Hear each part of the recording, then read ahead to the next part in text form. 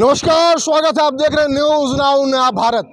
दरअसल हम आजमगढ़ में हैं और आजमगढ़ से ही हम प्रयागराज में जो भी कुछ हुआ है उस पर चर्चा करने वाले हैं। दरअसल हिंदुस्तान जब बना तो यहाँ कई धर्म के लोग यानी खास करके हिंदू, मुस्लिम, सिख और ईसाई सबको भाई भाई बनाया गया, सबको भाई भाई की तरह देखा भी गया। और देखेगा क्यों नहीं, क्योंकि कभी मुग़ल तो कभी अंग्रेज शासन करते हैं, प्रताड़ित करते हैं और जो भी चीज़ें होती हैं, खास करके हमारी बहुमूल्य चीज़ें हैं, उनको ले जा कर के अपने धरोहर बना लेते हैं। और प्रयागराज में जो भी वारदात हुई, जो भी घटना घटी, उससे कोई वंचित नहीं है। वो आँखों के सामने वो तस्वीरें तैर रही हैं, वो चीख, वो पुकार, वो बचाओ बचाओ की आवाज़ आज भी कानों में कहीं न कहीं एक दर्द की तरह, एक टीस की तरह चुभती रहती है। फिलहाल मैं अगर बात करूं किसी धर्म की, तो धर्म कोई ख़राब नहीं होता है, ना ही कोई ज़िला ख़राब होता है और ना ही कोई कम्युनिटी या फिर कोई जगह या फिर कोई देश अगर कोई ख़राब होता है तो उसके जो इंसान बसते हैं, जिनके अंदर हैवानियत होती है। कुछ चीज़ें आपने प्रयागराज में गौर की होंगी। वहाँ जब चीख पुकार मच रही थी तो कुछ हैवानियत की तस्वीर पेश किए, तो कुछ इंसानियत की और कुछ उनसे परे यानी भगवान बन के सबके सामने आए। फिलहाल इसी विषय पे हम आज तारुफ करवाएंगे आपका। आप पत्रु विश्वकर्मा जी हैं, आप कांग्रेस के राष्ट्रीय सचिव हैं, प्रदेश महासचिव, क्षमा करिएगा, प्रदेश महासचिव हैं कांग्रेस के। दरअसल प्रयागराज में जो कुछ हुआ, तस्वीरें तो आपने भी देखी होगी। बिल्कुल बिल्कुल। क्या तस्वीरें देखने के बाद एक इंसानियत के नाते, मैं प्रदेश महासचिव, पार्टी या फिर जितने भी आपके संविधान, पार्टी के संविधान हैं, उन सबको छोड़कर देश के संविधान के लिए सोचना और फिर उस इंसान के लिए जो चीखें और जो पुकार लगा रहा था कि मुझे बचा लो, मैं जीना चाहता हूँ, मेरी सांसें रुक गई हैं, इसे फिर से मुझे ऐसी जगह ले चलो कि जहाँ से फिर से सांसें शुरू हो जाएं और मैं अपने परिवार के लिए, अपने पत्नी, बच्चे, माँ बाप, रिश्तेदार के लिए जीना चाहता हूँ और कुछ करना चाहता हूँ। कैसा महसूस? बिल्कुल, प्रश्न आपका बड़ा ही उचित रहा है। सबसे बड़ा अफसोस तो यह होता है कि जो स्थिति हम लोगों ने चैनलों पर और आप लोगों के माध्यम से जो हम लोगों ने देखा है, बड़ी ही दयनीय स्थिति रही है। उस वक्त हम लोगों का कलेजा हिल गया था और आत्माएं कांप रही थी और दिल रो रहा था कि आज प्रदेश सरकार जो व्यवस्थाएं की थी, उस व्यवस्थाओं में कहीं न कहीं अव्यवस्था दर्शित करती है इस बात की कि इतनी लोगों के जुटने पर कहीं उनको कोई व्यवस्था नहीं मिल पाई। दूसरी चीज़, मैं सबसे सीधा एक प्रश्न उठाना चाहता हूं कि जो लोग सनातन धर्म को मानने वाले सनातनी अपने आप को कहते हैं, तो वहाँ संगम में स्नान करने के लिए, अमृत स्नान के लिए जो लोग भी गए थे, सभी लोग सनातनी ही बन के गए थे। और सनातनी लोगों का यह एक दृश्य और कर्तव्य देखने को मिला कि जो लोग गिर गए उनको पैरों तले रौंदते हुए आगे बढ़ते चले गए। उनके अंदर की मानवता और इंसानियत सो गई, मर गई कि वो उनको बचा नहीं सके। ये बड़ी कठोर चीज़ है, बहुत ही दयनीय चीज़ है। कम से कम मानवता ये कहता है, और सनातन होने का आपको एक ऐसा सिद्ध करना चाहिए था कि जो लोग गिरे हैं कम से कम उनको उठाकर कहीं एक तरफ तो करिए, उसके बाद आप आगे बढ़िए। लेकिन ऐसा नहीं रहा है। ये बहुत ही दयनीय विषय है। दरअसल सरकार ने पूरी व्यवस्था चुस्त और दुरुस्त करने के लिए कुंभ मेला के लिए एक अलग जिला ही बना दिया और 4000 हेक्टेयर में फैला है, जिसे 25 सेक्टर और 41 घाट में। और जो घटना हुई, वारदात तो वीडियो जो आ रहे हैं, इसमें कई वारदात सामने आ रही है, कई घटनाएं सामने आ रही हैं, लेकिन इसे नकारा जा रहा है। और नकारने में वो नुमाइंदे सरकार के ही। बिल्कुल। फिलहाल अगर मैं बात करूं, इतने घाट होने के बावजूद भी, इतनी सुव्यवस्था होने के बाद भी दुर्व्यवस्था और इतने मौत कैसे? मैं आपको कुंभ में वहाँ आपके दृश्य को आकृष्ट कराना चाहता हूँ जहाँ ये घटना घटी है। सबसे बड़ी बात कि जो भी व्यवस्थाएं बनाई गई थी, सारे जगह रास्तों को बैरिकेडिंग करके रोक दिया गया था। एक रास्ता छोड़ा गया जिसमें सबसे बड़ा यह दुर्व्यवस्था होने का कारण वीवीआईपी थे। जो वीआईपी के लिए व्यवस्था बनाई गई थी, या तो सरकार को एक सर्कुलर टाइम टेबल फिक्स करना चाहिए था कि इस दिन इस रास्ते से मात्र वीआईपी के लोग जाएंगे और इस रास्ते से मजदूर, किसान, ठेला वाले, गाड़ी वाले और जो भीख मांगने वाले हैं वो जाएंगे। ये कर देना चाहिए था, जिससे घटनाओं को रोका जा सकता था। वीआईपी की अलग व्यवस्था अगर रहती, जाने के लिए आम नागरिक वाले से जाने की व्यवस्था होती, तो यह जो दुर्व्यवस्था फैली है और जो वहाँ मातम छाया, जो मरने वालों की संख्या, गायब होने वालों की संख्या मिली है, वो बड़ा ही दयनीय है। मैं तो खुद फेसबुक पर एक बच्चा 1 साल का मिला है किसी सेक्टर पे, उसको मैंने भी जो है कि शेयर किया है कि लोग देखें। अगर किसी का बच्चा उसको मिल जाए तो ईश्वर करे कि मिल जाए, बहुत अच्छा रहेगा। अपने घर पहुँचे, अपने माता पिता के साथ जुड़ जाए, ये स्थिति है। दरअसल सवाल न्यूज़ नाउ यह भी करता है कि आखिर ये जो महाकुंभ हादसा हुआ, इसके कितने मुजरिम हैं। अगर मैं बता दूं कि तैनाती किसकी और किस लिए हुई थी। दरअसल भानु भास्कर साहब थे, इनको एडीजी बनाया गया था। विजय विश्वास पंत मंडलायुक्त थे। विजय किरण आनंद मेलाधिकारी और वैभव कृष्ण साहब डीआईजी महाकुंभ। राजेश द्विवेदी साहब एसएसपी महाकुंभ थे। इतने सीनियर ऑफिसर के बाद भी, मतलब उनके नेतृत्व में सारी चीज़ें हो रही हैं। और एक चीज़ मैं और आपको बता दूं, कुछ वीडियो भी लिखे हुए हैं अधिकारियों के, जिसमें ये कहा गया है कि भगदड़ हो सकती है। अगर उनको पता था भगदड़ हो सकती है तो फिर उस पर कार्रवाई, या फिर उससे पहले क्यों नहीं इसका टो लिया गया? यही तो बात है सरकार में। इस सरकार में यही बात है कि इंटेलिजेंट व्यवस्था और जो सीआईडी व्यवस्था है, उनके निर्देशों के बाद भी इन लोगों के कान पर जूं नहीं रेंगता है कि यदि इस प्रकार की जब वीडियो लीक हुई है, इन लोगों के संज्ञान में आ गया था कि भगदड़ हो सकती है, भीड़ बढ़ सकती है। इन लोगों को उसको पहले से सुव्यवस्थित करके उस भीड़ को, उस हादसे को रोका जा सकता था। इसके लिए सारे लोग बिल्कुल सही तरीके से दोषी हैं।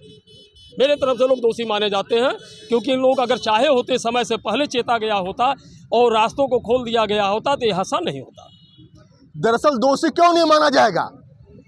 तकलीफ उस परिवार को झेलनी पड़ रही है, दर्द उन आंखों में झलक रहा है जिसके परिवार के लोग गए थे महाकुंभ अमावस्या में डुबकी लगाने के लिए और वो काल के गाल में समा गए। फिलहाल जब ये वारदात हुई, जब ये घटना हुई, उसके बावजूद भी इस पे उन लाशों पे कफन नहीं डाला गया, बल्कि इस हादसे पे सफ़ेद चादर बिछा दी गई। और 18 घंटे लग गए बताने में कि 30 की मौत हुई है और 36 से 60 लोग घायल हुए हैं।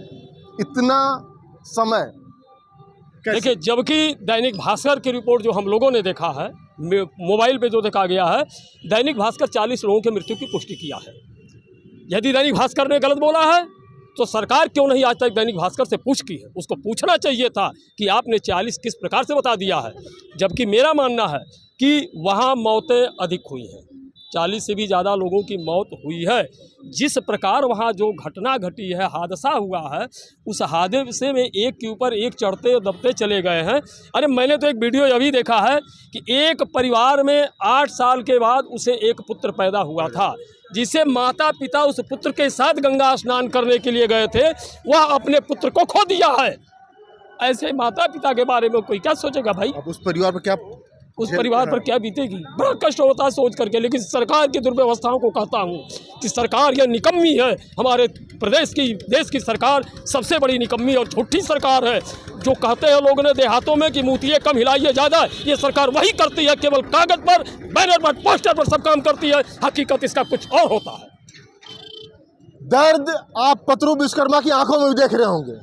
इनकी आंखों से आंसू निकल रहे हैं, और ये आंसू अपने पार्टी के लिए नहीं, बल्कि इंसानियत के लिए। ये इंसानियत के लिए निकला आंसू है।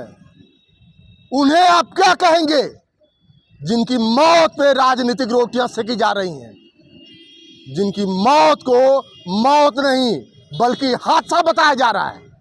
उन्हें आप क्या कहेंगे? जो लोग पोस्टमार्टम हाउस में घुसने नहीं दे रहे हैं, जो लोग उसकी तहकीकात पड़ताल करने नहीं दे रहे हैं, पत्रकारिता पर अंकुश लगा रहे हैं, उन्हें आप क्या कहेंगे? फिलहाल जिन्होंने कहा था कि प्रयागराज में ये सनातनियों का पर्व है, यहाँ मुस्लिम दिखे नहीं, उसकी परछाई भी नहीं दिखनी चाहिए। आखिरकार वही मुस्लिम, वही समुदाय, बिल्कुल जब मातम आया, जब लोग ढेर होते चले गए, पानी के लिए बिलख रहे थे, ठंड से हाड़ कांपने वाली ठंड से वो एक दूसरे से लिपट के रो रहे थे, तब यही समुदाय सामने आया। फिलहाल उसी समुदाय से हमारे साथ, आपका शुभ नाम? शमसुद्दीन खान शमसुद्दीन साहब हैं। शमसुद्दीन साहब, प्रयागराज में जी बोला गया था कि यह सनातनियों का धर्म है, जी सनातनियों की आस्था की डुबकी है, जी जी और यहाँ मुस्लिम आने नहीं चाहिए, आना दुकान चाहिए। खोलने नहीं चाहिए। जी जी लेकिन आप लोग कैसे, किस भाव से लोगों की मदद करने के लिए सामने आए? भाई हम लोग तो एक भाई हैं, हिंदू हो या मुसलमान, भाई तो भाई है। अगर एक भाई को तकलीफ होगी दूसरा भाई खड़ा होगा। बस हम लोगों को वहाँ नहीं जाने दिया गया, उसके लिए हम लोग को कोई तकलीफ नहीं है। बस हमारा भाई अगर कहीं परेशान है तो उसकी मदद करना हमारा फर्ज बनता है, और हम अपने दिलो जान से जहाँ तक हो सकता है वहाँ तक करेंगे, और करना चाहिए हर इंसान को। इंसानियत पहले है, बाद में जाति और धर्म है। इंसानियत हम आप अपने दिल में, दिमाग में जिंदा रखे हैं। जी जी। सरकार क्यों? सरकार तो आनी जानी है, आज है कल चली जाएगी। हम और आप हमेशा, इंसानियत हमेशा चलता रहेगा, उसको कोई नहीं रोक सकता है। अब देखिए इलाहाबाद में देखिए कितना लोगों को सारी मस्जिदें खोल दी गई, मदरसे खोल दिए गए, और जो जितने भी वो थे कम से कम 25 हज़ार आदमियों का इंतज़ाम किया गया। वो भी हमारे भाई थे, तड़प रहे थे, बिलख रहे थे, देख देख करके हम लोगों को तकलीफ़ हो रही थी। तो हम लोग अपने जिस तरह हो सकता है वो तो कर सकते हैं, और किया गया। अगर फिर आगे कोई ऐसी दुर्व्यवस्था हो तो फिर भी हम लोग खड़े रहेंगे, कुछ भी हो, हमारा भाई है, वो हमेशा हम लोग साथ में रहेंगे। अगर आपको मना भी किया जाए, आपको इग्नोर भी किया जाए, फिर भी आप कितना भी मना करिए, उससे हमसे मतलब नहीं। हमको इंसानियत है, इंसानियत समझ में आता है, हम इंसान हैं। सबसे पहले हम इंसान हैं, बाद में कुछ है। इंसान तो सबसे पहले है ना। ये धर्म इंसानियत का है, ये मजहब इंसानियत का है, क्योंकि इंसान के काम नहीं आएगा तो क्या परवरदिगार या भगवान उतर के आएंगे? कोई नहीं भैया, सब भगवान यही हैं। हर आपके दिल में है, मेरे दिल में है। आप भगवान कहते हैं, मैं अल्लाह कहता हूँ, है दोनों एक ही। आना है यहाँ से, कोई इस रास्ते से आएगा, कोई इस रास्ते से आएगा, लेकिन जाना सबको एक ही जगह। ईश्वर अल्लाह तेरो नाम, सबको सन्मत दे भगवान। अब तो न्यूज नाउ सबके सन्मत की गुहार लगा रहा है। आप जो भी हो, आपको जो कुछ भी कहा जाए, फिलहाल आप देख रहे हैं तिरंगा भी मचल रहा है, और तिरंगा भी यहीं से देख रहा है। इसके लिए न जाने कितनी शहादत हुई, न जाने कितनी माँ बहन ने अपने सिंदूर धो दिए, न जाने कितनी बिल्कुल बिल्कुल गोद सूनी हो गई बिल्कुल इसी संविधान की सुरक्षा और रक्षा के लिए। बिल्कुल। लेकिन आज जो हो रहा है, इसे आप क्या? देखिए, सरकार हमेशा एक दूसरे को बांटने का प्रयास की है। हिंदू मुस्लिम, मंदिर मस्जिद, हिंदुस्तान पाकिस्तान, सीधी सी बात है। जिस मस्जिद से सनातनी लोगों को बड़ा परहेज था, आज उसी मस्जिद में लोगों को खोल करके सनातन धर्म के मानने वाले जो लोग कुंभ में पीड़ित रहे, जिनको स्थान नहीं मिल रहा था, पानी नहीं मिल रहा था, उस मस्जिद में स्थान दिया गया। उन्हीं मुसलमानों द्वारा जिनको कुंभ में जाने से रोका गया था, उनके द्वारा उनकी सुरक्षा, स्वास्थ्य और पानी खाने पीने की व्यवस्था की गई। यह एक सरकार के मुंह पे तमाचा है, और केवल जो हिंदू मुस्लिम करके लड़ाने वाले हैं उनके मुंह पे तमाचा है। उनको ये सोचना चाहिए, यह धरती किसी जाति धर्म समुदाय के लिए नहीं बनी है। यह धरती सभी पशु पक्षी जीव जंतु मानव सबके लिए बनी है। इसलिए मानवता और इंसानियत को कायम रखना ही अनिवार्य है और उसे याद रखना चाहिए, और हम लोग तो रखते हैं और भविष्य में भी रखेंगे। दरअसल इंसानियत जिंदा रहना चाहिए। आपका तारुफ, आपका नाम, शुभ नाम? मुकेश अस्थाना। मुकेश अस्थाना जी, आपने प्रयागराज में जो भी कुछ हुआ आप उससे भली भांत खबरों में देखा होगा, न्यूज़पेपर में पढ़ा होगा। तो ये जो मौत हुई है, जो आंकड़ा पेश किया गया है प्रशासन और शासन की तरफ से, क्या लग रहा है, उतनी ही मौत हुई है या फिर उससे ज़्यादा? गलत दिखाए हैं, मतलब जितना जिससे 2 जगह घटना हुई है दिखाया गया एक ही जगह। अब 25-30 दिखा रहे हैं मरे हैं 100 से ऊपर। 100 से ऊपर मरे हुए। एक सामान्य व्यक्ति बता रहा है कि 100 से ऊपर, तो फिर इसे क्यों छुपाया जा रहा है? दूसरा सवाल आपसे ये है कि ये जो मौत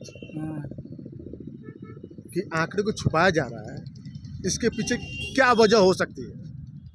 वजह मतलब कि सत्ता शासन की मतलब बदनामी, और क्या, मतलब इलेक्शन आने वाला है इसीलिए। अब इलेक्शन कब है?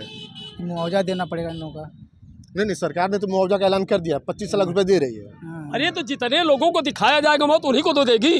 आंकड़ा तो इसीलिए छिपाया जाता है ना, आंकड़ा इसीलिए छिपाया जाता है कि हमको पैसा ज़्यादा न देना पड़े। अरे 10 तो दिखाएंगे तो 10 का मुआवजा देंगे। अब ज़्यादा मरे होंगे तो उनको मुआवजा उतना देना पड़ेगा ना। तो सरकार की तो यही नीति और नियत इसी से पता चलता है। अरे पूछे ना जाके उसके घर, जिसके घर के लोग आज तक मिले नहीं, और जो मर गए, जिनकी माँ और बहनें बेटियां तड़प रही हैं, जिनके घर में कोई कमाने खाने और खिलाने वाला नहीं है, उसके घर जाके जरा सरकार पूछे और उनसे आंकड़ा निकाले जाकर। अगर सरकार यह की है, महाकुंभ अमृत स्नान लगाई है, तो सर्वे भी कराए पूरे उत्तर प्रदेश में। केवल उत्तर प्रदेश का सर्वे करा के देखे कि किन किन घरों से कितने लोग गए, कितने लोग आए हुए, कितने लोग मरे। सारे मौत का आंकड़ा एकदम स्पष्ट सबके सामने प्रत्यक्ष आ जाएगा, तो माना जाएगा कि हाँ ये मौत हुई है। सरकार कह देगी 20 तो मर गए, हम मान लेंगे? हम नहीं मानते इस बात को। मौत की संख्या ज़्यादा है, सरकार अपने मुआवजा न देना पड़े, बचाना पड़े।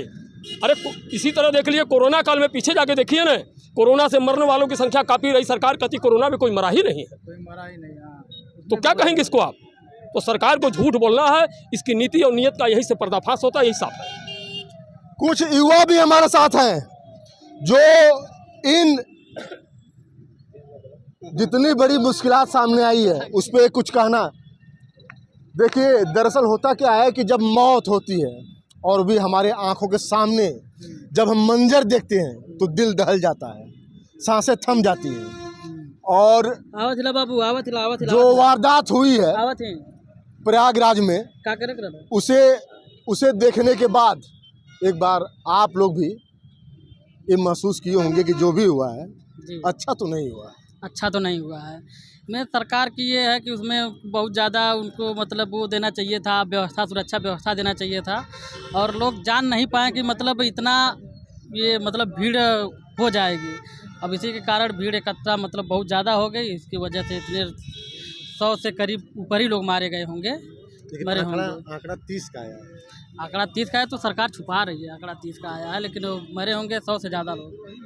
लेकिन जो बताया जा रहा है कि सनातन ये जो सनातनी राष्ट्र बनेगा ये, और सनातनियों की मौत हो रही है और सनातनी ही छुपा रहा है। अब इसके बारे में हमको नहीं ज़्यादा नॉलेज है, क्या हम बताएं, हमको बहुत ज़्यादा नहीं नॉलेज है। सनातनियों को ही मारा जा रहा है, सनातनियों को ही छुपाया जा रहा है, उनके ऊपर कफन भी नहीं डाला जा रहा है, उन्हें जेसीबी से उठा करके। नहीं, हमारे घर की एक परिजन, हमारे घर के लोग भी गए थे वहाँ पे, तो 2 दिन से तो वहीं फंसे पड़े थे। लेकिन हमारे घर में हमारी भाभी जी हैं, वो अपनी आंखों से देखी कि वो ट्रैक्टर वगैरह था और भी सब भगदड़ जब मची, लोग इस तरह सोए थे, पूरा कुचलते हुए गाड़ियाँ दौड़ रही थी, भाग रही थी, और उसके ऊपर उसी समय सैकड़ों से ऊपर हो गए थे। अभी रात में जो घटना हुई थी उसको छोड़ दीजिए, जो सुबह में हुई उसको छोड़ दीजिए, भगदड़ के समय उनके आंखों के सामने सुबह में इतना 100+ हो गया था। अब उससे मैं जानता हूँ कि 200 से 300 से कम नहीं, क्योंकि रात में भी मरे थे, दिन में भी मरे, 2-3 राउंड में ये सब हुआ। 2 जगह हुआ था, हाँ, सुबह में हुआ था। सुबह में तो भाभी बता रही थी कि मैं वहाँ पे थी, हम लोग खुद मर गए होते, अगर कूद के इधर साइड में हम लोग नहीं भागे, दूसरे तरफ नहीं गए होते तो हम लोग खुद मर गए होते। जिस हिसाब से वहाँ पे भगदड़ हुआ, तो ये वाकई में मरे हैं लोग, ज़्यादा लोग मरे हैं। अब सरकार नहीं दिखाना चाहती है, नहीं बताना चाहती, भाई मुआवजा बांटने के लिए करीब 25 लाख रुपया हर परिजन को देने के लिए बोली है, नहीं देना चाहती है। सोचे कम बताएंगे तो कम देना पड़ेगा। ये भैया ने जो बताया, चाचा ने बताया, वो सही बात बोला उन्होंने कि सरकार कम इसलिए दिखा रही है कि कम पैसा देना पड़ेगा, थोड़ा सा माहौल में थोड़ा वो बना रहे कि ताकि हाँ हमारी व्यवस्था अच्छी थी, बहुत कम लोग, हाँ एक हादसे की वजह से लोग इतने लोग मरे गए, ज़्यादा लोग नहीं, लेकिन मरे बहुत ज़्यादा लोग हैं। क्योंकि अभी तक मेरे मोहल्ले के लगभग 30 से 40 लोग लापता हैं, अभी इनका कोई खोज खबर नहीं है। 30 से 40 लोग लापता हैं जिनका कोई खोज खबर नहीं है, और ना ही उन्हें बताया जा रहा है, और ना ही उन्हें यह भी आश्वासन दिया जा रहा है कि नहीं वो लोग जिंदा हैं। फिलहाल महाकुंभ 40 हेक्टेयर में फैला हुआ है, और हर नक्के चौराहे पे CCTV कैमरा लगा हुआ है। फिर भी अधिकारियों को 18 घंटे लग गए बताने में। मतलब है अगर कैमरे इतने लगे हुए हैं, उन्होंने बता दिया कि 15 करोड़ लोग नहा चुके हैं, कर चुके हैं। तो अगर 15 करोड़ का गिनती कर सकते हैं तो जो मरे हैं बेचारे उनकी गिनती क्यों नहीं हो सकती? क्यों नहीं हो रही है? सही बात है। गिनती हो सकती है तो हो करके सबको बताना चाहिए कि 1 मरा है कि 10 मरा है, कि 100 मरा है कि 40 मरा है कि 30 मरा है, हाँ? ये सब बताना चाहिए। और सबसे बड़ी बात है, धीरेन्द्र शास्त्री ने कहा कि जो यहाँ स्नान नहीं करेगा वो देशद्रोही होगा। अच्छा, अब उसने, मैं न्यूज़ पे देखा हूँ। जी जी जी, हाँ बोलिए, हाँ बोलिए। तो अब ये बताइए, योगी जी अगर कुछ इंतजाम किए हैं तो ये अगर ऐसा भाषण देंगे तो अब उसके बाद जो है जनता जो उमड़ गई, तो अब वहाँ ये सब तो होना ही है। तो अब इसके लिए क्या कहा जाए? दरअसल हिंदू धर्मगुरु ने कहा था कि जो स्नान नहीं करेगा अमावस्या के दिन वो सनातनी नहीं रहेगा, वो देश निकाला, यानी वो राष्ट्र के विपरीत, राष्ट्र हित में नहीं, राष्ट्र के विपरीत जा रहा है और राष्ट्रद्रोही हो जाएगा।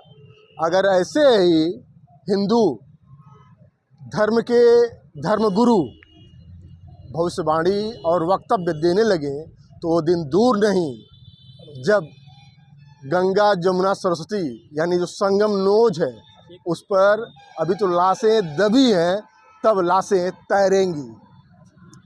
आज तो रोने वाले, बिलखने वाले, आंसू बहाने वाले हैं, तब तो कोई बचेगा ही नहीं। फिलहाल वो दिन न आए, हमें उसकी तैयारी करनी है। दिन न आए, हमें उस दिन का इंतजार नहीं करना है। हमें आज से ही खुद को और खुद की नज़रों में इस कदर बना देना है कि ना हमें किसी मज़हब की दीवार में फंसना है और ना ही किसी धर्म के जो उपदेशक हैं उनकी बातों में आके हमें ऐसे एक दूसरे के ऊपर चढ़ जाना है या फिर कुचल देना है या फिर उनकी हत्या की वजह बनना है।